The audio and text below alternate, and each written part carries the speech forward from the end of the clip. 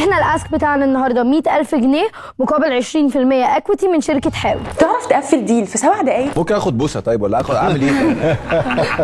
ده اللي عملوه اطفال شارك تانك. شفنا في حلقه شارك تانك 3 اطفال عندهم البروجكت بتاعهم اسمه حاوي، وبمجرد ما اتكلموا ابهروا الشاركس جدا وابهرونا احنا كمان، مش بس عشان الفكره حلوه وبتسد نيد عند الاولاد اللي في سنهم، ولكن علشان البيزنس سكيلز والسوفت سكيلز بتاعتهم. ان ازاي اولاد في سن 12 سنه بيتكلموا حلو وبثقه ومنظمين في البرزنتيشن وطريقه عرض الفكره نفسها وطريقه كلامهم اللي ما تحسش ان هم حافظين، بالعكس. انا معاكم وانا معاك. طب انا رايي كل واحد فينا يخش ب 100,000 جنيه وناخد 50%. دي فكره حلوه جدا. كانت طريقتهم فورمال وتلقائيه في نفس الوقت، والبادي لانجوج بتاعتهم كمان محسوبه. دي الاسباب الاكبر لانبهار الشاركس بيهم. استثمروا في اطفال المايند سيت بتاعتهم مختلفه من وهم صغيرين، فلما يكبروا بقى هيعملوا ايه؟ قدروا يقنعوهم بعرضهم من غير اي كلام اضافي او مفاوضات، وكان من اسرع الديدز اللي حصلت في البرنامج. ممكن ناس كبيره ما قدرتش تقنع الشاركس بالبروجكتس بتاعتهم مش عشان اقل اهميه، ولكن ممكن من الاسباب عدم الاقتناع او بيع الفكره ليهم بشكل يجذبهم. كان ممكن الاطفال يكسلوا او اهاليهم يشوفوا ان هم صغيرين على حاجه زي كده، ولكن بتشجيع الاهل واصرارهم